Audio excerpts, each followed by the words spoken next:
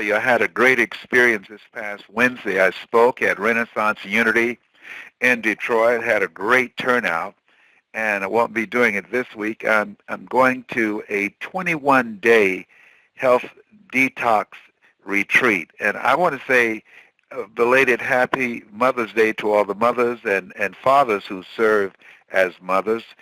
Two of my sons are single parents and raise their two daughters. And to you, did you like that piece that I sent you? I sure did, and thank you so much for that beautiful message that you sent, Les. I actually shared it out with everybody because it just really touched my heart and touched my spirit. Yes. So thank you so much for that. Yes, thank you. Well, there's nothing as precious as mothers. There is something I'd like to talk to all of you about. And one of the things I want to talk to you about, if there's something you want to do it. Do as much of it as you possibly can. And the reason that I say that is that we've been conditioned and trained to be logical and practical and realistic in our thinking and in our goals. And as a result of that, we limit ourselves. I had no idea that I could do what I'm doing.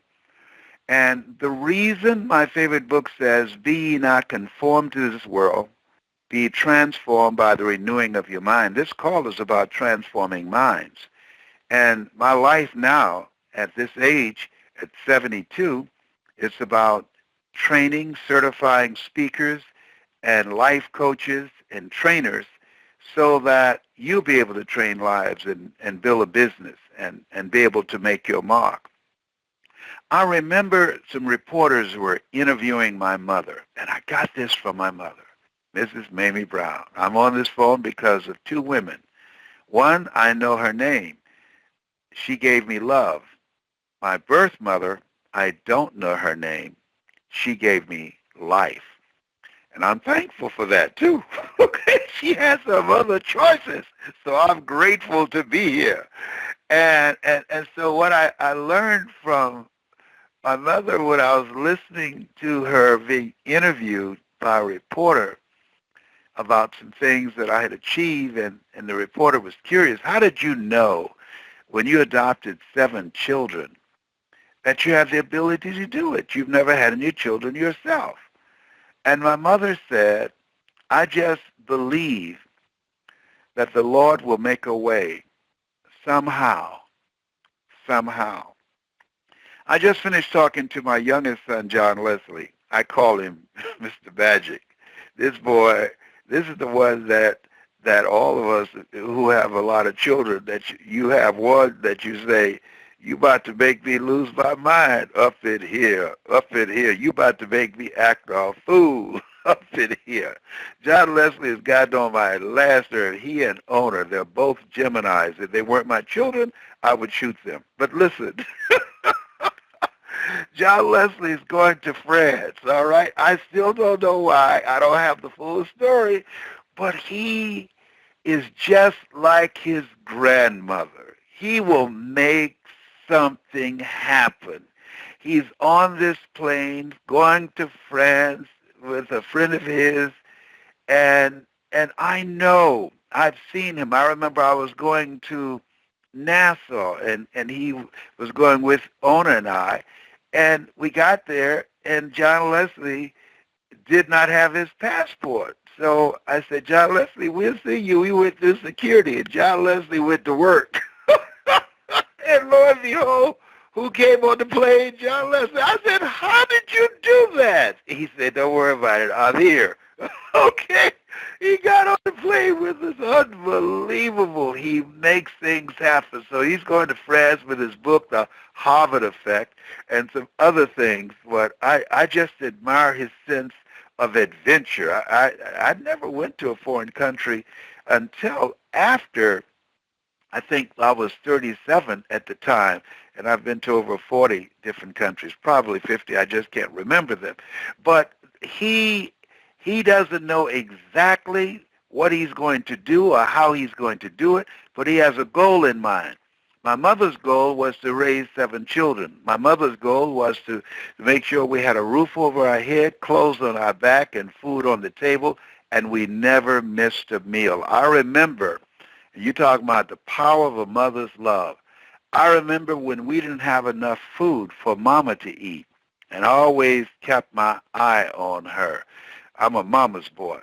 And I remember her pretending that she was eating, drinking water, and pretending that she had something in her mouth. I never saw, she went back in the kitchen, and I said, Mama, why don't you eat? And she said, Leslie, I've already eaten. So I assumed she had a plate back in the kitchen. And she came and sat down at the table. She would drink water, and she would chew while we were eating. So, being the nosy person that I am, I went in the kitchen, and I didn't see a plate nowhere. Sitting out, there was no plate in the refrigerator, and there's no plate in the sink. And I said, when we got through, I said, Mama, you didn't have anything to eat. She said, that's all right. I'm not hungry.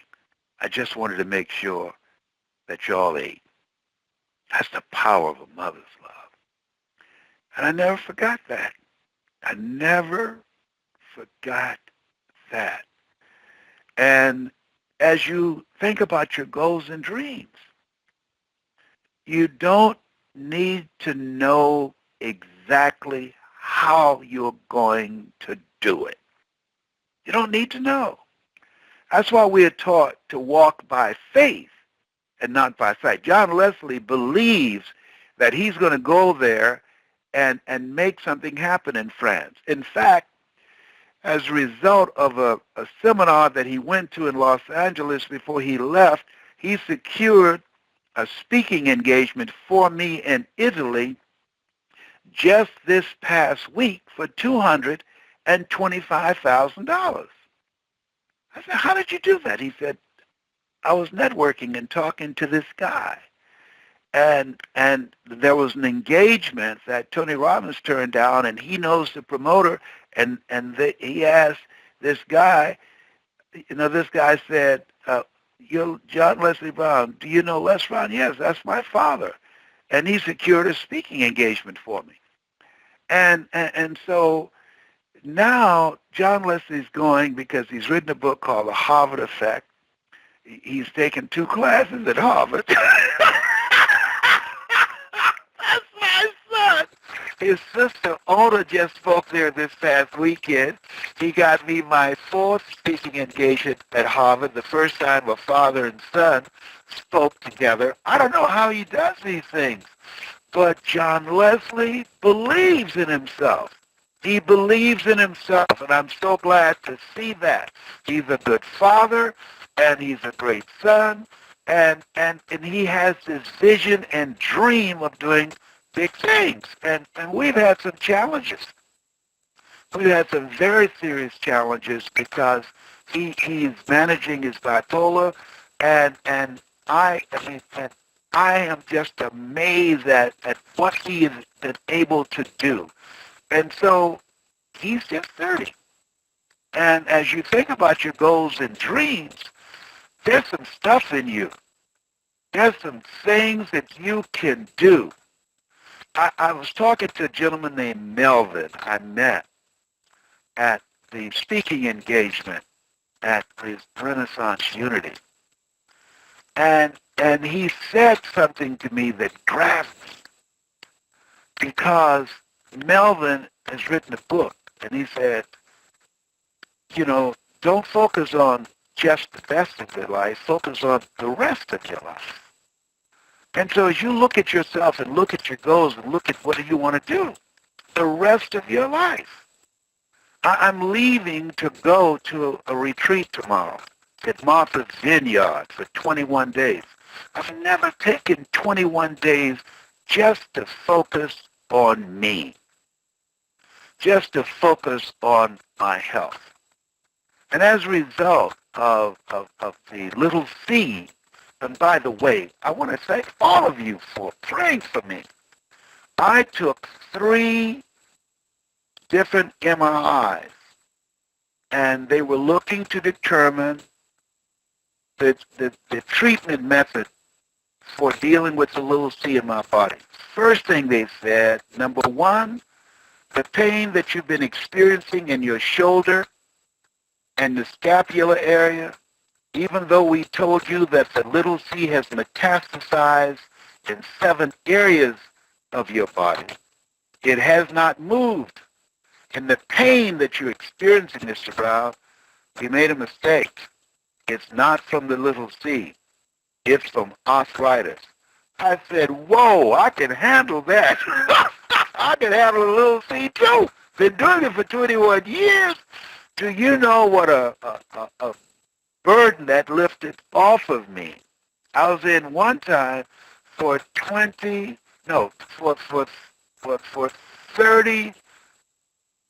hours and 26 minutes, 29 minutes, 3 hours and 29 minutes. I would say 30.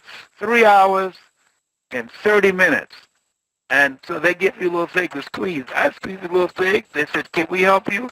I said, yes, you can. I said, y'all about to have a scoot out. I said, what do you mean? I said, I'm about to scoot out of here. I've already left y'all a little president here.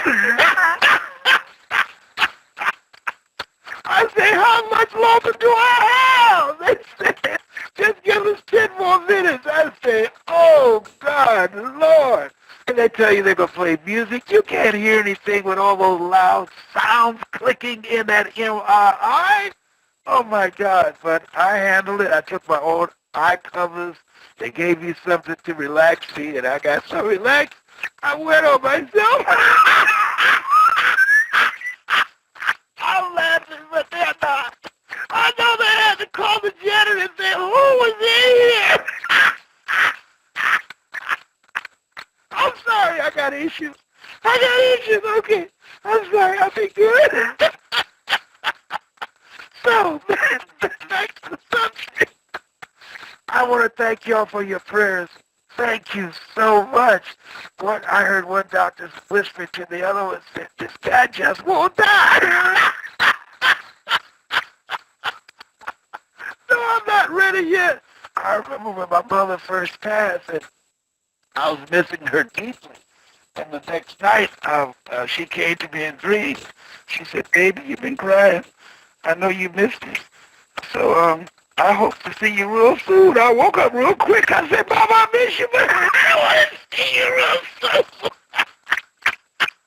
Not, Mama, not. Don't come for me. I'm all right. I'm good. I can make it.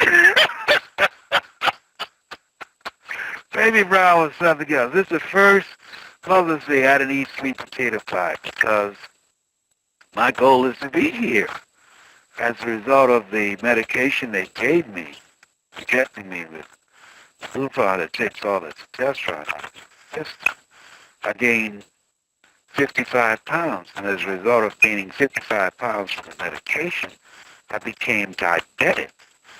And then I had to go on insulin. And then the insulin makes it tough for you to lose weight. And then the part of the medication they gave me drove my blood pressure up. So then I had to start taking blood pressure medication. I just say, my God, I mean, I'm dealing with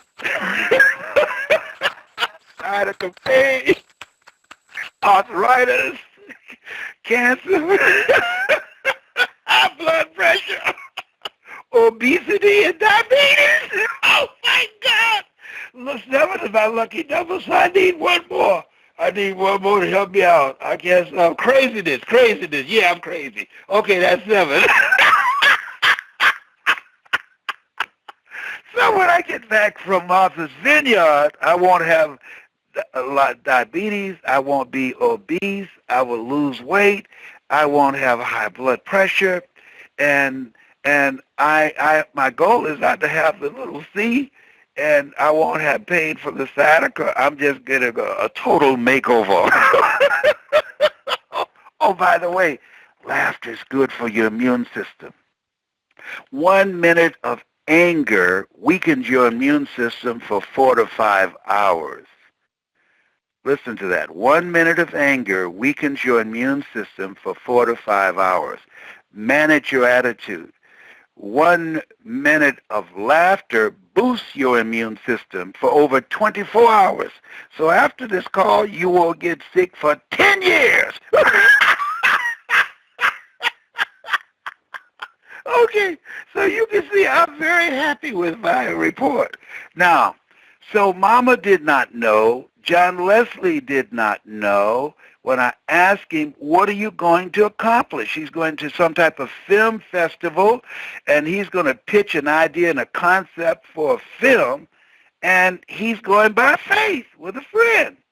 And so this is what I did when I ventured into speaking.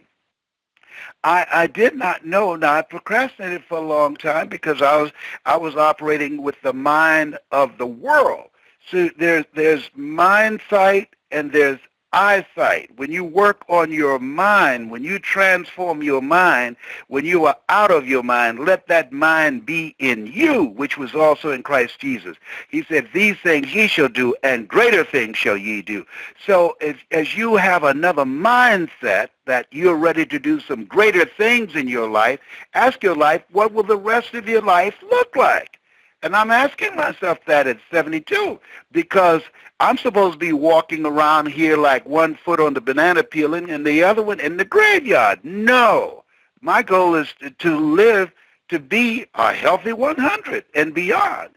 And so I have some other things that I'm working on. I'm a grandfather and I'm a great-grandfather.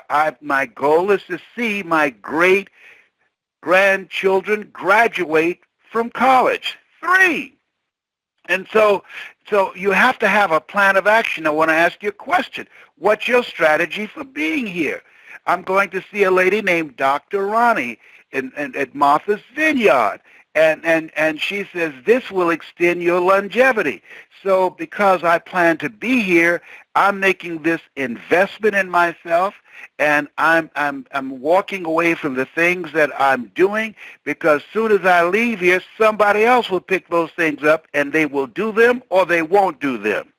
Trust me, you are not irreplaceable. I'm not irreplaceable. And so what's your strategy for being here? What are you going to do to reinvent yourself, to create the best version of yourself physically, mentally, emotionally, and spiritually? I'm working on myself. I'm not going out being fat. No, I'm not going out with high blood pressure. I'm not going out with diabetes. I'm not going out with high cholesterol. I'm not going out with cancer. I've been kicking cancer's butt for 21 years, and I intend to continue to do that. I'm involved in a program that I saw on this TED Talk about starving cancer. So now that's a discipline I have, and I'm reading a book called The Art of Healing by Bernie Siegel. I encourage you to get that. So you got to have a strategy for being here and taking care of yourself. So at 72, I'm practicing, as Oprah would say, extreme self-care. Extreme self-care. The older you get, you start getting the conquers and the bunkers. No, you got to fight. Remember the quote that I love, life is a fight for territory. And once you stop fighting for what you what you don't want will automatically take over. So I'm fighting for my health. I'm fighting to be here, to continue to be productive, to change lives, to train speakers and trainers and people who want to make a difference on the planet, and life coaches. What's your goal? I see a lot of my friends who sit around and watch a lot of television. Listen to this. I was with a friend of mine, Marie Cosgrove, and she is one of my clients now, and she creates instruments that help people to overcome brain injuries. So she took me back and showed me some of the machines she has. She said, do you know why people have Alzheimer's? So I said, no. She said they studied some nuns, and she was showing me this study. And half of them had Alzheimer's in their 80s and half did not. So they wanted to know what was the difference. Was it diet? Was it lack of exercise? No. They found the ones who had Alzheimer's and the ones that didn't have it had two dramatic different things of how they spent their time. The ones who did not have Alzheimer's, they read every day and they journaled. They wrote every day. That's what I do. I read every day, and I encourage people to read 30 to 40 pages a day, and I journal. I write about the activities and the things that I've gone through during the day. The ones who did have Alzheimer's and dementia, guess what? They didn't read, and they didn't write, and they watched a lot of television. Because when you watch television, your brain is not active. It's just watching. It's passive. You're not using your brain when you're watching television. And there's certain people in the population who watch more television than anybody else, particularly after the age of 50. Think about that. And so as you look at yourself, look at your goals, have a plan of action to be present, to have your mindset. I used to wonder why my mother would say, I thank the Lord for waking me up in my right mind this morning. And I said, Mama, why do you say that every Sunday? She said, don't worry. You live long enough, you'll find out. And she was right. She was right. I was looking for my glasses around the house, and I had them on. I was looking for my phone one day, and I was talking to Calvin, and he said, what's all that noise for? I said, Calvin, I said, for the life of me, I can't find my phone. He said, Dad, you're on the phone. I said, oh, my God, I need some help. I need some Prevagen or something. Ginkgo biloba. I need something. Oh, my God. Oh, I hope I'm not losing it. I'm telling you, I've been looking for things that be right in front of me. It's just, this memory thing is unbelievable. I parked in a parking lot and at the airport, and then when I got back, I couldn't remember where I put it. I went into a shopping mall, and the guy passed me about one or two times. He said, do you need a lift to find your car? I said, no, I got it. I got this. And then after he passed me about the eighth time, I said, sir, can you give me a lift? And so he was riding me around. He said, you see your car yet? I said, no, I don't. He said, what color and what state do you drive? I said, I can't remember. I said, I'm sorry. I said, wait a minute. I got to collect myself. And so I had to stop mashing the key till the lights came on and the horn stopped blowing. I said, there it is. I just had a little slight moment there, a senior citizen moment. And he didn't know I was a senior citizen because I cover my grave with mascara. I ain't got no shame in my game. I'm about to use some Clairol here in a minute. So the thing is this. You got to exercise. You've got to get up and move. You've got to eat right. You've got to laugh a lot. You've got to have positive friends. And here's something else. Keep drama to a minimum. You hear me? Keep drama to a minimum because it will short-circuit your immune system and you'll be out of here. You'll be out of here. I don't care if your relatives, your children, don't let nobody drive you crazy. And don't let nobody bring you any bad news. No, they're not worth it. If you're in a relationship, the person is argumentative and just always trying to find something wrong, trust me on this. Run as fast as you can. You hear me? Run as fast and don't look back. Let me tell you something. I was in a relationship with somebody and I almost was taken out. I ain't gonna give you no details because y'all talk too much.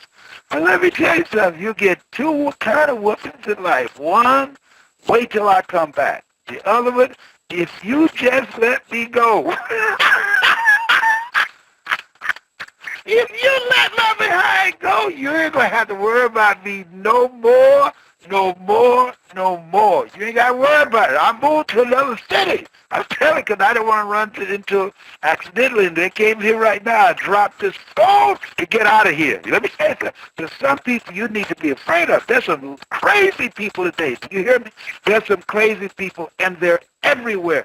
And just because they're gorgeous don't mean they ain't crazy. I'm telling you. There's some crazy people. I saw this Tyler Perry movie last night, and I just said, man, I know about that. I know about crazy. Now, here's the other thing is that you want to create things in your life that gives your life a sense of meaning. When I work with people, this lady I just met, and I know a lot of people say I'm the one. I know she's the one. And I want you to go on YouTube and Google Les Brown speaking in the Georgia Dome. And you know what I'm talking about. Her name is Marie Cosgrove. And I was so fascinated with her and fascinated with her story. And she's a clear example of, and listen to me, this worth writing down. Don't allow your past to define you. Don't do that. Because I was labeled educable mentally retarded, because I was put back from the 5th grade to the 4th grade and failed again in the 8th grade, because I don't have a college education. For years, I felt inferior to people with college education. And I did not think I can do what I'm doing now. For years, I've trained people from all walks of life.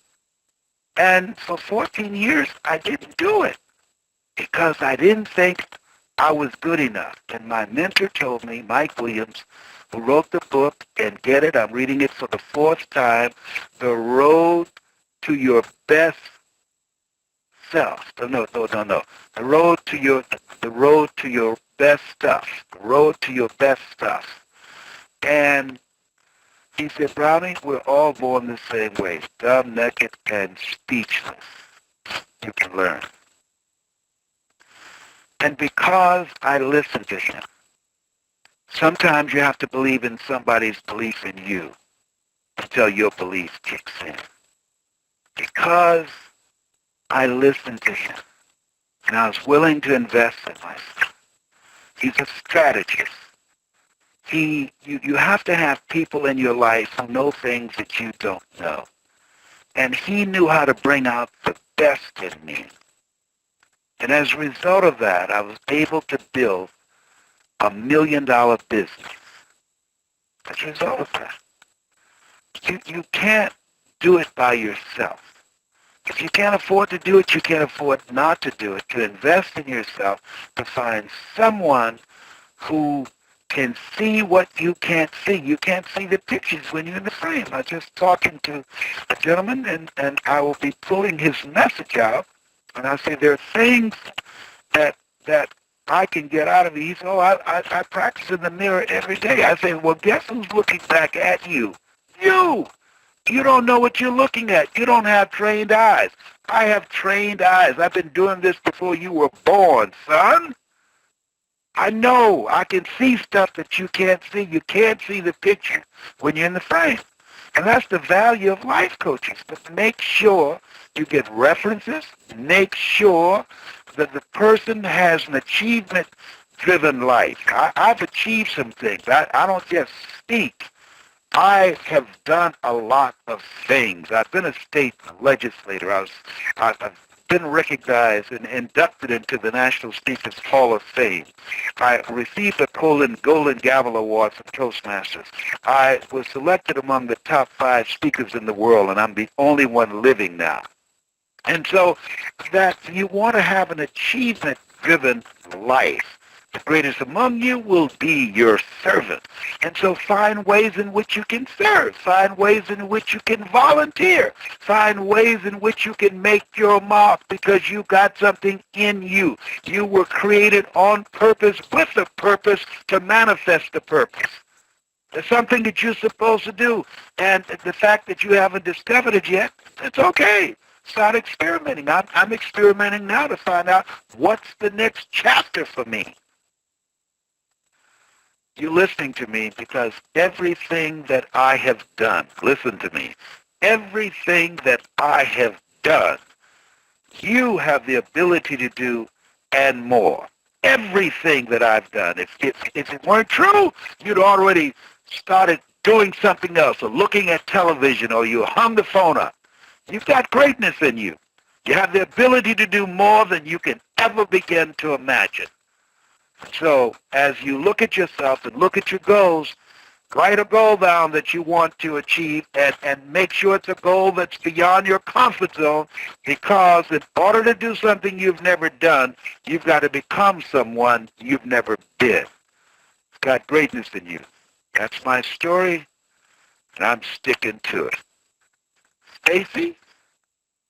Well, Mr. Brown, drop the mic, throw the mic, and burn the mic. Drop it, throw it, and burn it. That's right, burn that sucker. Burn it all up. Yes, okay.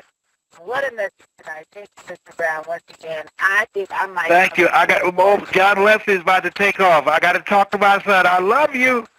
I love you. All right, don't go anywhere, John Leslie. I love you, baby. Thank you. I'll be listening to hear the comments tonight. Okay. Hold on. Okay. Ladies and gentlemen, you've heard Mr. Brown live. So we look forward to hearing your voices again next week, Monday, same time, same place. Continue to keep Mr. Brown in your thoughts and prayers as he explains to you he's doing his retreat, and we know we'll have an even more exciting report once it's all said and done. My name, once again, is Dr. Stacey N.C. Grant, and I am definitely humbled and excited to be able to share this time and space with you each and every week. And for those who want to connect with me, you can visit actionactionbook.com. That's actionactionbook.com.